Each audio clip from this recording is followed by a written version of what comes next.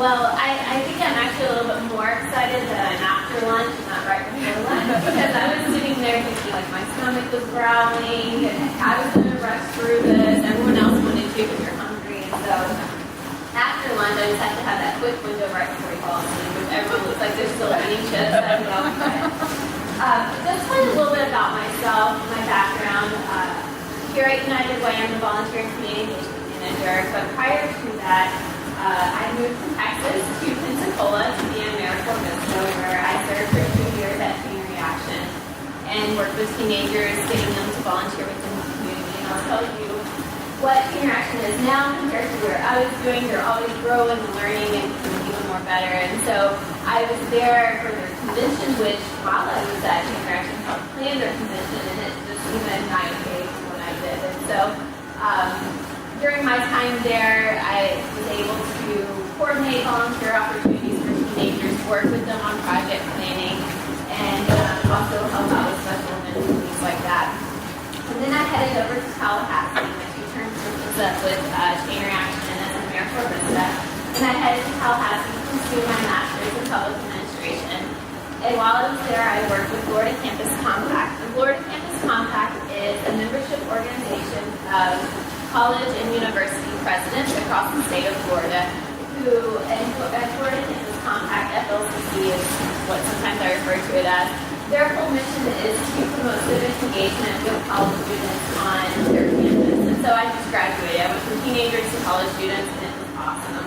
And although I may say like there's not much difference, but if I'm talking to a college student, I'll act like there is because they're not anymore, but it's still like the same thing. And so what I did with college students is I worked with 16 different universities and college campuses across the state of Florida, organizing a college access and success AmeriCorps state grant. And so that was through Volunteer Florida, like we talked about earlier, where I managed a statewide program. We had about 140 college students across the state that were mentoring at-risk youth and adults to help them get prepared for some type of post-secondary education. And so the whole goal was to access college and then eventually succeed. It was really creative thing that they had. But it worked, and it's great. And so that's a huge passion of mine, mentoring, college access and success, and also just education as a whole, just as a side note personally, that's where my passions lie. And then finishing up school, I knew the grant was coming to a close, and it was a good time to transition. And I started thinking about where would I want to come to next. And I knew I didn't want to go back to Texas, which my parents were really upset about. But Pensacola has always felt like my adult home, is what I call it. It just has always felt like home. So this was a great opportunity to come to United Way. And so what I'm going to tell you a little bit about is kind of the why between some of the stuff. And my first why do I work at United Way? Basically, it comes to the fact that I believe with a community, in order for it to be healthy and successful and functioning community, we all have to work together. And I think that comes from not just nonprofits doing nonprofit things together in collaboration, which is great, but I think it's a whole factor of local government, nonprofits, and the private sector working together and collaborating together to make a successful and healthy community. And I believe at United Way, that's what I get to do every single day with my job. And it makes me happy. I really do enjoy the role I get to play because I feel like I'm the connector. And so that's the why behind what I do. So my title is Volunteer Communications Manager. That's the what, and my why is because it truly is a passion, and I get to play the connecting role for our community. Or at least that's what I feel. So I'm going to talk to you about just a couple of the programs that we have. Our first one's Day of Caring. So what is Day of Caring? That's one of our biggest events that we have every year, where we partner businesses, organizations with nonprofit agencies to spend the day volunteering. So why I'm talking to you about this is because this is the day that you get to showcase your nonprofit to the businesses, to the organizations, and to the community. Why is that important to you? Because this is your opportunity, just like everyone else has come up here and talked to you about. This is your opportunity to bring in new volunteers, to get work done. I mean, we all have a ton of work to do, but this is your opportunity to get that work done. But it's also your opportunity to identify new volunteers, identify new donors, and identify new funders. Now, this is my first year to do a day of caring, so I'm kind of going through the process and learning as well. But the one thing that's consistent over and over and over again is businesses are saying, yeah, at one time we were partnered with this nonprofit, and now that's all we go to. We are, this Cordova Park Elementary, that is our thing. And that's what we request every year. We want to go back. And we don't just go back for that one day. Throughout the year, our company wants to go back and volunteer. And so that's really important. I know it takes a lot of effort to come up with a volunteer project. Trust me, I know I've been doing volunteer coordination for 4+ years now. I know most of y'all have probably a lot more experience in your than I do. I understand it takes a lot of effort to come up with this project, but it will pay off for you because you're going to be exposed to new volunteers in our community, to a new business, to a new organization. And I can tell you, as we're getting this week, we're getting those forms really rolling in, and a lot of them are in their little comment sections of things like, do you want to be partnered with someone? Have you already talked to a nonprofit? Want to be partnered? Tell us a little bit more. So many of them have already said, in years past, we've always worked with council on aging. We would love to do it again if possible. Or we worked with blah, blah, blah organization. If it's possible, we'd love to do it again. And so they're already putting in that request. And so just kind of keep that in mind. As you're trying to decide if you're going to participate in Day of Caring, I would say just say yes, like he said. Just say yes to it. And then, they'll come October 11th. It's going to be great. It's going to be phenomenal. The last thing about Day of Caring, why you should get involved, it's another opportunity to engage your staff and to engage your board members. A simple way, to have those volunteers come in, whether it's a half day or full day, but it's a way to bring your board member in for them to see, for them to give that pitch of why your organization is important. But it's a way to engage your already volunteer group or your board members. We do ask that the nonprofit provide lunch for them, and I know you're thinking, oh my gosh, it's going to cost, blah, blah, blah. Well, not if you ask your board members to do a potluck or make sandwiches, because those re-engaging your board members too. And so a lot of y'all have already kind of looked at me and been like, I promise, I'm going to send it in. I got to Friday, don't worry, I'm going to send you my request.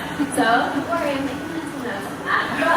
But if anyone else is here today, it's like, well, I don't know very much about this, but tell me more. I have forms that you can fill out, very easy to fill out. And I just ask that as you get back to your office today or this afternoon, tomorrow, just kind of really think through how it is that you can implement, because it's a huge opportunity. The why is it important for them? It's not just so that they come and get your work done, but it's a way that you can really engage other volunteers. So, let me make sure I got everything. Okay, so the next thing I was going to talk to you guys about, one more thing with Day of Caring. If you're sitting there and you're thinking, okay, I honestly do not have a project. I really don't have time. I can't think of anything. The flip side to that is it's always nice to give back as a nonprofit. And so if you're interested, if you for sure don't have something, I think consider and think about being a volunteer site, being an organization or business that goes to another nonprofit. It's just a great way to give back. And honestly, I think it looks really great to be able to report to your board each month or to your funders or other volunteers of saying, our staff did X amount of volunteer work with these agencies also. Like, not only do we talk the talk, but we're walking the walk too. And so if you're sitting there saying, hey, I really can't do anything, I don't have a project for you, really try to consider looking at maybe being a volunteer group. And if you are struggling with having your employees pick your volunteers up, it's a great training for your employees to have your volunteers. And as you say, can see the books. So if you are struggling with that, it might be a very good way to do a training and service. Yeah, team building, training, organization. Yeah, I mean, there's no better way to learn how you're doing something bad or wrong or how you can improve than as a volunteer coordinator than going out and volunteering and seeing how other people do it better. And bringing teams to that out of your organization. So I have both forms for you. Don't worry, I came prepared. I printed. Okay.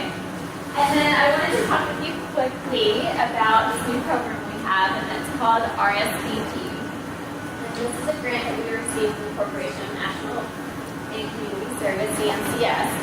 And this program is for individuals 55 years and older, and it's all geared to getting them involved in volunteering in the community. So as we know, as the baby boomers are approaching the age where they're retiring, a lot of them are having that question of what's next? What am I going to do next?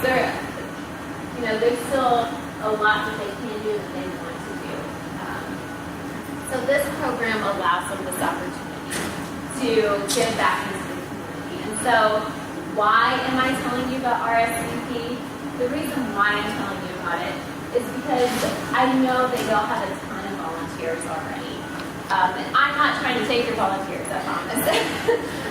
RSVP, what we do is we're actually partnering with other nonprofit agencies to address 7 focus areas that we have. Disaster, access to care, aging in place, education, healthy choices, capacity building, and what is the 7th one? Maybe it's just 6. I think it's 7. Disaster, I don't know if I said disaster. I think I said disaster. Okay, well, I'll think about it, knowledge. It's on our website. We have the website up. But, so we're partnering with other nonprofit agencies to engage RSVP volunteers with your organization. And again, that comes back to the fact that, the only way that we're really going to be effective within our community is if we partner with others and we're able to make those connections. And so we are going out and recruiting and looking for individuals that are 55 years and older. They do not have to be retired to participate. They just need to be over the age of 55. And we're going to be placing them with nonprofits so that they can volunteer within the community. And why am I telling you about this? The reason why I'm telling you about this is because this is an opportunity that you can use to have a benefit for your volunteers. So we've talked about volunteer recognition a lot, saying thank you, and things like that. But this is an opportunity to provide your volunteers with a group that they can be a part of. And as I said, I'm not trying to steal your volunteers, I'm just trying to strengthen them. And so with RSVP, it's not just that we're going to be providing them volunteer opportunities and trying to help place them in different areas, but we're also going to be having a social and service aspect to it. And so we're going to be providing trainings once a month, providing meetings that they can come to, social activities that they can get involved with, if there's skills that they want to learn, having a coffee club so people can come in and talk as they're drinking their coffee and we're chit-chatting, but learning more about the community or learning a new skill set. And so this is an opportunity that you can use to give to your volunteers to say, I know that you volunteer here, we love that you do, we want you to continue to, but this is an opportunity that you can be a part of this group and be with people that are just like yourself, expand your social network here, but at the same time get to go and learn from other people. And you think about all the time we're training, we're wanting to train our staff, we want to train our employees so that we're retaining them and keeping them here. Well, this is a training opportunity that they can have to be a part of RSVP, to expand their social network, go meet other people. And as everyone has come up here and said, and as much as you know as well, you volunteer whenever you have your friends there and you're talking, you're going out and about, people wearing t-shirts, all that great stuff. Well, by them participating in RSVP, it's going to allow them to meet more people, to make those connections, and possibly even bring in volunteers because they're going to be talking about their great experience that they're having at your nonprofit. And so they may be always with your nonprofit, a part of RSVP, and then being able to bring other people in to learn more about your organization. And so that's my little spiel about RSVP and why I'm telling you about it. We are just starting up. The grant started in July. We're having our orientations twice a month. And so if you know of any volunteers that you have, or if you have a volunteer newsletter, I ask that you please consider sending this out and letting them know that this is an extra benefit that they can be a part of, and a way to meet other people and try out, that one-time event where you're going to Nana and trying it out and seeing what it's about. Like I said, not trying to steal volunteers, just trying to help connect. So I have our flyers here that we have for volunteers, and it has our 3 upcoming orientations on it. There's one tomorrow at 10 o'clock, so if you go back and you want to tell someone right away, you can. There's going to be coffee there and bagel heads, as long as I remember to pick them up this afternoon. But, just let them know about the opportunity. If they want to participate, if they want to learn more about it, they can always reach out to me, but we have an RSVP coordinator, Matthew, who's absolutely wonderful. And he would be able to talk to them a little bit more about it as well. And so the last thing I really want to talk to you guys about, I don't know, I might have sent around my notes, so I'm sorry if I did that. But in my role, I get a lot of phone calls, and it really does break my heart, because a lot of people are calling saying, hey, I want to volunteer. I don't know where to go. I don't know what to look for. Or I have groups calling me saying, hey, I have a group and we want to volunteer. What do you have? And at United Way, we have a lot. But at the same time, I know when our max out is, and I'm not going to sit there and waste a volunteer's time. And so then that's when I try to start reaching out to other people and figuring out how I can get connected. Because I know whenever I tell a volunteer, I get their information, and then if I don't follow up with them, within a couple of days, we might have lost them. And they've had a bad volunteer experience, even though they've never volunteered, because we didn't have the time to get them connected with someone. And so on our website, we have, when you go to community engagement maybe and volunteer opportunities with nonprofits, we have a lot of nonprofits listed and their activities. Pretty soon I'm going to be sending out information for that to be updated, because right now I'm telling people you can go to our website, you see the contact information for that organization, but I don't know how often that gets updated. But I also know that y'all have activities that are going up on periodically. And so I just ask that y'all continue to keep me in the loop on when you have your major events, or when you can have a group that comes and volunteers. And whenever I send you out this information for y'all to respond to let me know what type of volunteer opportunities you have, I'm going to be asking a little bit more questions. I'm going to try to have 5 questions or less, like Dale said, but not a little bit more, because I really want to be able to know what your needs are, because that helps me connect with people that are looking to volunteer. And I believe it's very important to connect people with what their passion and their interests are, because those are going to be your best volunteers. And so when I have a better understanding of what your needs are and what roles you can play, that helps me direct them a little bit better. And so I just ask that in probably the next week or two, you get an email from me. I'm hoping to send this out to you guys, a survey ever so often, which is basically just saying, can you let me know what your volunteer needs possibly could be for the next 3 or 4 months, maybe 6 months. I won't bombard you all the time, but I'm just asking for you guys to update me of what's going on in your organization, because it really does help me connect people, especially in terms of minors that are looking to do the court mandated hours. I know none of us raised our hands when we said we could take them without an adult, but it helps me because I love teenagers, and so it really does break my heart whenever I only have 3 stores that I can send them to, which is fine, but I just need to know kind of what your needs are with your organization. So I'm not sending volunteers or people with court mandated hours or anyone on the cruise time looking for volunteering, because that gets more frustrating. So that's just a little bit about me and a lot about why I was up here talking to you guys. If you have any questions about data carrying, RSVP, or ways that you can continue to let me know or engage me with what's going on in your organization, please do not hesitate to call or to email me. I do ask, so if you email me and you haven't heard from me, just follow up with a phone call. It's not because I'm ignoring emails, it's just things get crazy, and y'all know it gets crazy. And sometimes I'm not. Like, I just found out that I ever got an email, even though someone sent me one. And so I don't know, there may be some email issues going on that I'll be checking on when I get back to the office. But just know that I really do try to send some type of response within a 48-hour period. And so if you haven't heard from me in some way, it's not going to mean for you to reach out to me or ask more questions or say I called or left a message or whatever the case may be. Because I really do try to respond within 48 hours to everyone. But that's all I have. And so just key points to walk away from is day of caring. I have those forms here. You'll want to pick up one of them and turn it in by this Friday to me. You can scan or email. You can try faxing. I don't love it, but you can do it.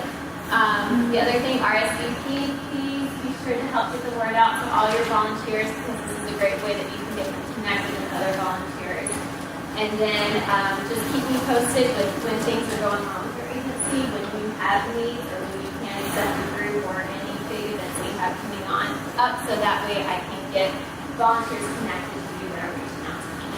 Yes. This is what I heard you say. Chain reaction does take 48 days. So you can send them to me.